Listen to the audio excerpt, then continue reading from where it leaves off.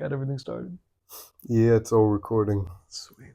I probably already asked this, but I think might have asked like Dennis or someone who Michael. didn't want any of the footage to go up. Oh, yeah. Um, if you were to OD on one drug, what would it be? I think heroin or Bromo Dragonfly. I don't know. Bromo Dragonfly, I don't know what it does, what it is, but it just sounds like such an interesting thing to overdose on. Like, people look down on you and they're just like, oh, he OD'd on heroin. Oh, he OD'd on cocaine. But if you say, oh, he OD'd on Bromo Dragonfly, they're like, huh. The Bromo Dragonfly flew him away. Flew him away. Flew him It's to the so sky. graceful. The name just puts you in this nice cushioned coffin that people look up upon, like you're visiting Napoleon.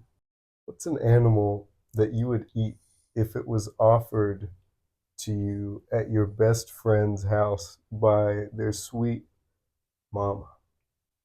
Like, what's the most wild one I would? Yeah. I would say alligator, but alligator's not that wild. Have you ever had alligator? No. Oh, it's amazing. It's like chicken, but it's like all the qualities of chicken, but 10 times better. I've heard it's like way more chewy though. It's chewy, yeah, but it's nice. I would say alligator, or as much as I love sharks, maybe shark. Are most of your problems due to the fact that the people who cause you problems don't understand you well enough? I'd feel, yeah.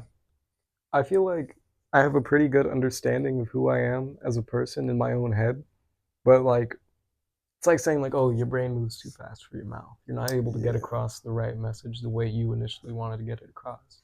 So when you deliver it to somebody else, they get a whole different perception or conception of what you were trying to lay out. Therefore, problems arise as misunderstandings. It's like texting somebody and you don't really get the tone of what they're trying to say. Exactly. So they misinterpret it like me being sassy or something over text, or in person they'll be like, oh, this guy's a dick. But in my head I was just like, oh no, that was satire. I was being ironic. That was all jokes. I do that so much. It's a terrible habit. I i say something as a joke, or like I have a very bad, well, it's kind of funny. I have a habit to like start fights in comments of TikToks or like Instagram just when I'm bored. I'll I don't even know. It'd be like a Taylor Swift TikTok, and then I'd go into the comments and I'd be just like, "Oh, Kanye better." I don't listen to Kanye West. I don't know anything about Kanye West. I don't know anything about Taylor Swift. But if I say that, I'll just get a shit ton of comments from like 12-year-old white girls that'll be like, "Oh, fuck you, fuck you, man." Because it's not even a verbal argument and it's not even a physical altercation. It's just like you're grinding someone's gears, specifically a little defenseless Swifty, um, because they feel so strongly about their cult leader. Exactly. Yeah. And it's so interesting to do. There's no drawback either, because it's all just words on a screen. People are gonna forget about this the next day. I relish in it. Yeah. It's nice. Do you ever give advice that you would never take for yourself? Oh yeah, I do that so much. I like telling people to like do their work. Like just today, my girlfriend was like, "Oh, you want to hang out?" I was just like, "Oh no, I gotta like lock in on work." Here I am doing a podcast. I feel you. I feel you exactly.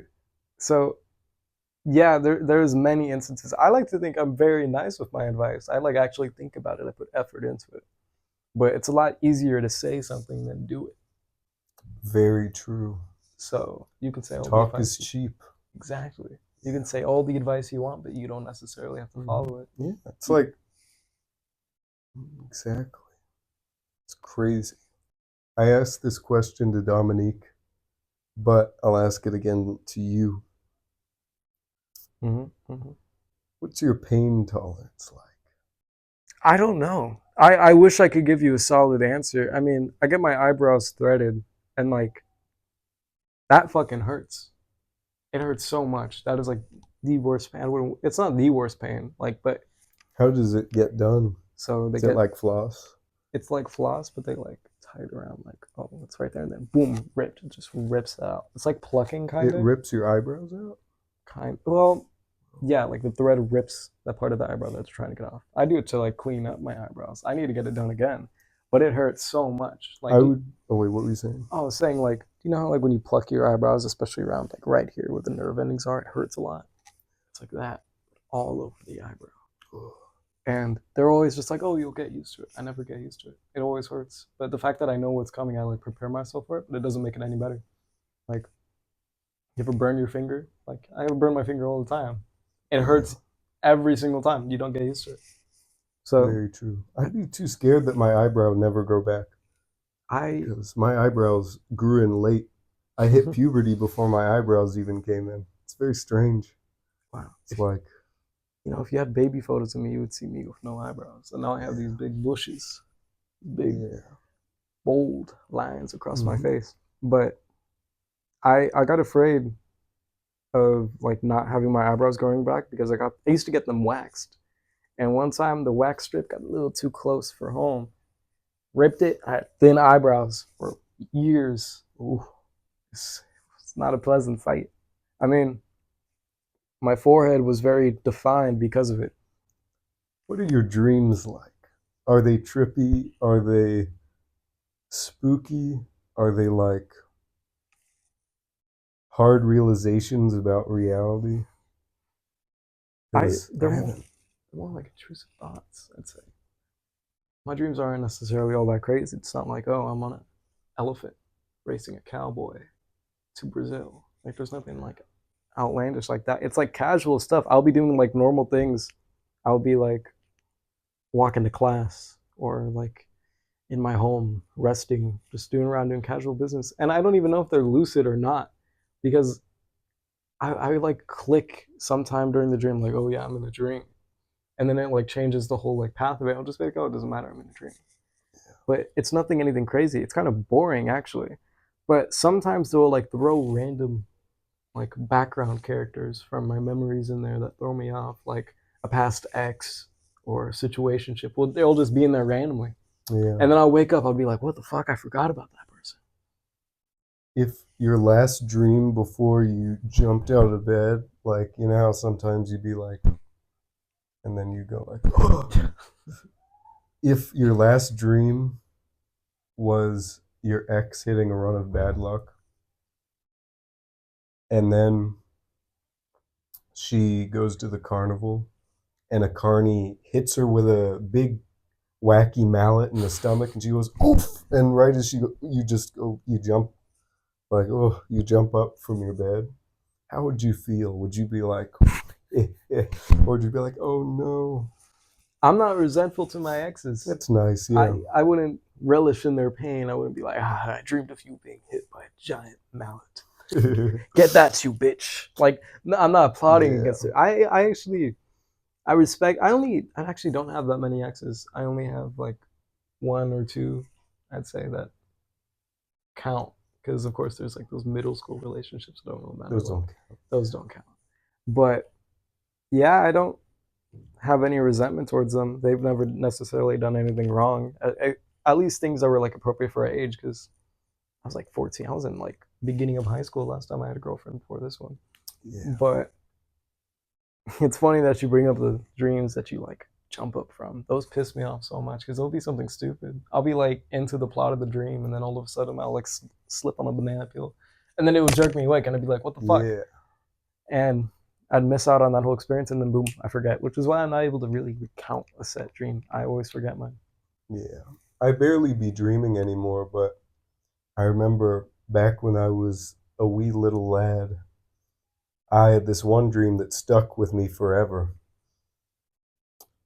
And it was like I was in Fantastic Mr. Fox and I was like a little animated person or like claymation. I was like, oh. And I was, you know how that dog, that rabid dog with the blueberries? Yeah. I remember he, um, I was running away from him and then he started to eat my leg and he caught up to me. Well, he caught up to me before he started eating my leg, of course, but um, I was like, ah, and then I was like, wait, I'm just dreaming right now. all right, go ahead, eat my leg, you little dog. And then I remember just waking up like, God, very surreal, profound, monk like experience. as a child especially, like gain a second level of Yeah. conscious doing that, It's like snapping out of a your dream. third eye opens up. uh, Yeah. have you ever like me personally? I remember I forgot what specifically happened to me in a dream. I got like stabbed or something, or like shot something vile. Somebody committed a crime against my body, and then I jerked awake, and then I like felt the pain in person, which was really weird because this was one of the few dreams that like it didn't click. I was like, oh, this is a dream. Like this doesn't matter. Like I was set in. I was invested, and then boom, got stabbed. Woke up. I was like, what the fuck? I felt that pain. Then I got out of bed. I was like, what the fuck? I don't know if it was a stomach ache or not that like transferred in the like. Do you know how like when you need to go to the bathroom and in your dream you like think of a toilet? That hasn't happened to me recently, but I kind of wish it would. That's kind of cool. Like It's like I feel like I have to go to the bathroom, and then I just see a toilet immediately.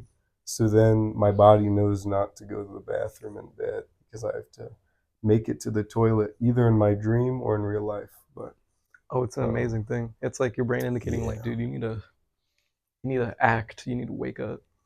Or there was other things like dreaming your alarm into your dream, like you have an alarm going off and you're still in your dream and you like you register it, but your dream writes it off as something else. Like it'll be like, exactly. who set off the fire alarm, or like who's playing that funky music, and then you just continue and you wake up later like, damn, I snoozed my alarm 5 times.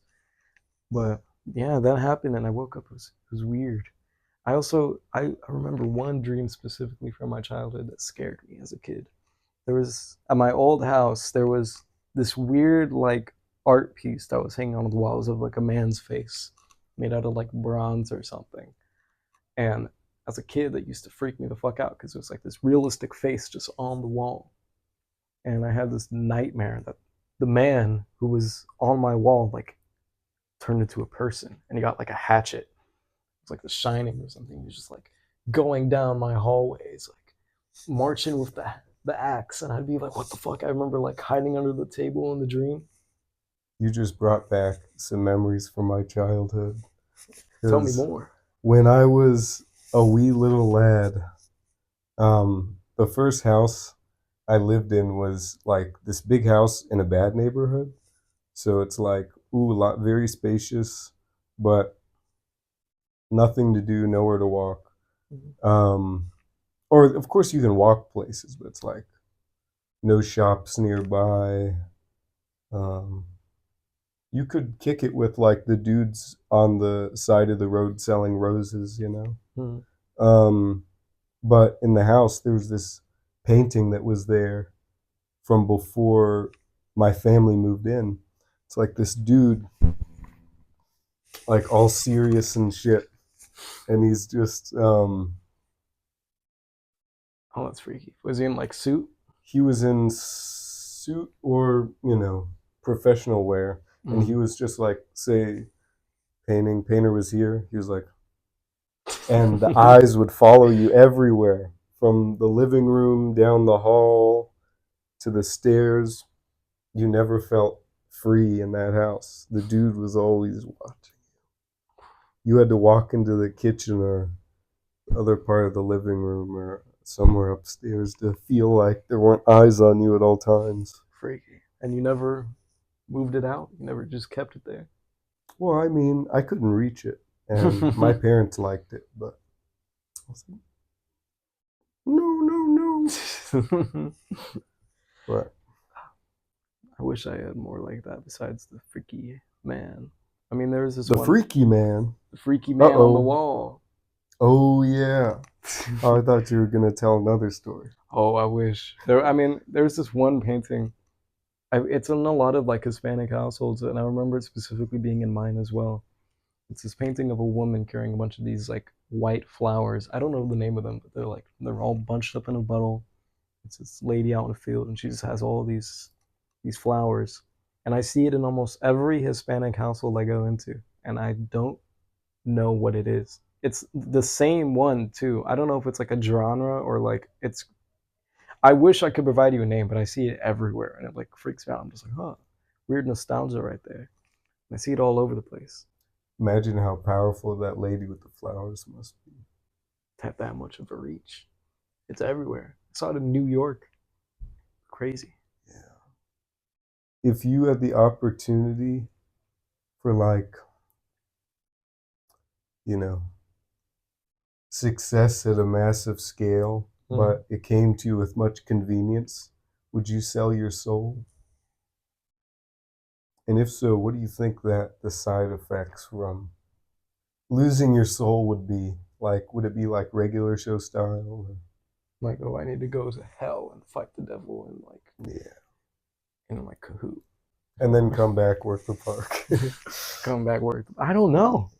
I mean, I'm not necessarily like a spiritual person. I'm not like that religious or anything. So I don't tie like much meaning to losing my soul. But it's kind of hard to define what a soul is. Like, what would you really lose? Would you lose your personality? Would you lose your feelings? Would you lose your individuality, your Yeah. autonomy?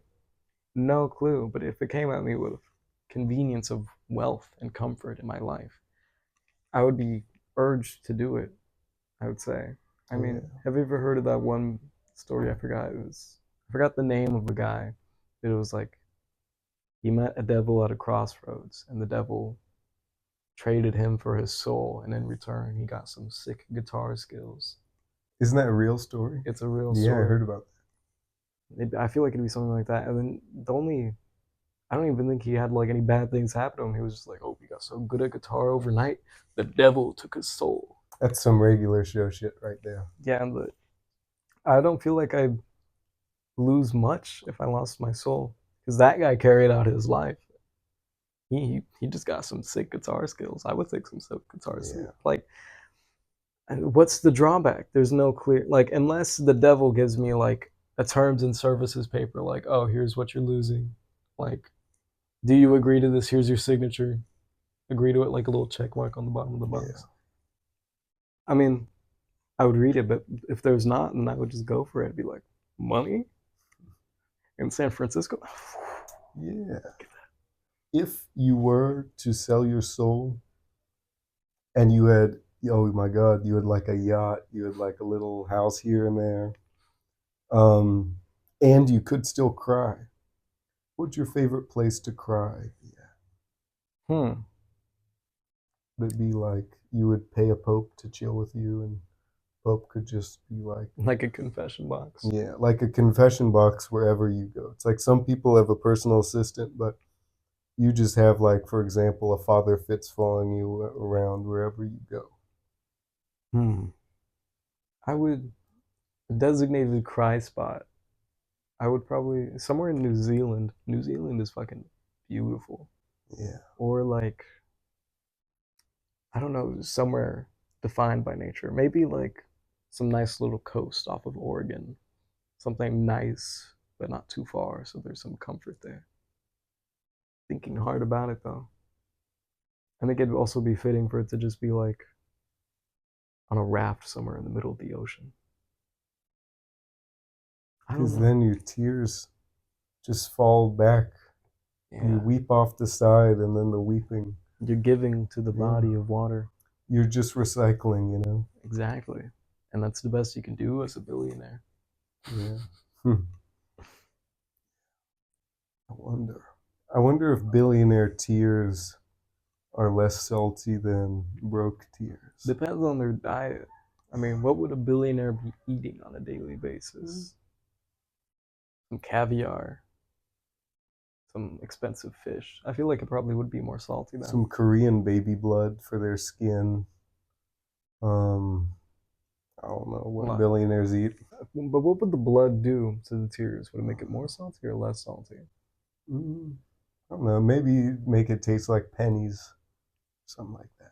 The life essence of some innocent poor child in order Yeah. to supply their life force. I can't think of blood the same after seeing Saltburn. Yeah, that was interesting. I couldn't predict anything in that movie. Yeah. Oh yeah. How do you like it? I loved it. It was like an experience. It was such an experience. I could not predict anything that was going to happen. I did not predict the ending. I could not predict like the next 5 minutes of the middle of the movie. Absolutely insane. Like, and I watched it like with my girlfriend, and my girlfriend like knew a little bit about it. So like the bathtub scene when it was coming up, she was just like, "Watch, pay attention." I was like, ugh, the slurping sounds. Yeah, dude was devious on a whole nother level. He the little freak man. Yeah, Like, I came into the movie theater thinking only of it, having seen one trailer and not hearing shit about it. And I thought from the trailer, oh, a bunch of these kids are just gonna have a fun excursion in mm, someone's like vacation spot or something like man, yeah, that. like It really blew my mind. it was a beautiful movie too, despite everything. And oh my god, like there's so many scenes. The 5 minute scene of him raw dogging the grave Yeah, was that was rough. I, Because it's like, honestly, that was the one scene I could predict. I'm like, this dude is, he's he's drinking girls' period blood and then like, not hit them up again and licked the bathtub and mm, like I knew right when he started lying down there, I'm like, he's probably gonna fuck the grave, you know? It's probably gonna happen. And unfortunately it did happen. I was so bewildered throughout like the entirety of the movie. I like lost all concept of foresight that I had. I could not predict anything. When he started like crying on the grave, I was just like, oh, like yeah, this gonna just him being sad because he like loved the dude, I guess.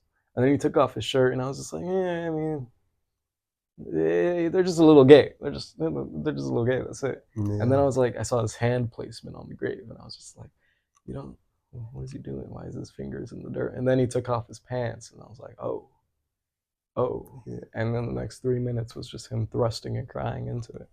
I feel like it was weird because um, I've never met someone who I could even guess or predict would have that level of like long term patience to achieve their goal and that level of horniness because I feel like they kind of topple each other over. But I Because feel the like he, hornier you are, the less patience you have to like really achieve those long term goals, like kill all the billionaires and steal their castle.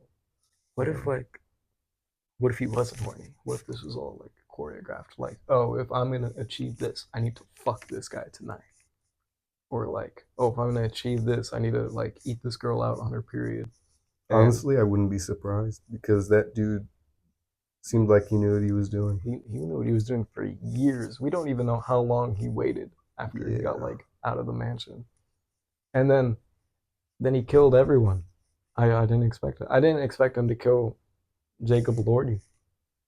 I was kind of surprised. I was like, what the fuck? I thought he just like killed himself. Yeah. But no. And then at the end of the movie, it's just him dancing naked in his victory. Yeah. It was Just coked out naked man in the castle. cooked out. It was crazy. And I was just sitting there, jaw on the floor. My jaw was on the floor a good amount of that movie, Yeah. By the watching end things of that unfold. movie, I don't think anyone was like, I think they were all like, oh my God, look at what happened. I had to sit there for a good minute, just like digesting it. I downloaded Letterbox in that chair, typed in "holy moly" for a review, gave it 5 stars, submitted it. Valid. Because I don't know, I can appreciate movies even despite how explicit or graphic they may be. I can appreciate a movie that makes me feel that way. Yeah. I don't remember the last movie that kept my attention for that long. Every scene keeps your attention, never gets boring, and not predictable at all. Just constant viewer engagement. Just always keeping the viewer engaged. Yeah, and even if it was through the most wild shit, Mm-hmm. I can't think of another movie that made me sit there and be like, holy fuck. Like, that's a good movie. That's a good experience. That director knew what they were doing. Having that little crazy freak running around in that castle, Yeah. pulling the strings. I mean, I need to rewatch that movie because apparently there's like signs of him like plotting this from the very beginning. Yeah. This was Dennis's second time seeing it. I need to watch it high. That is a good movie to watch high. Yeah, I should have. If I watched it high for the first time, I don't think I'd be able to make it through the movie.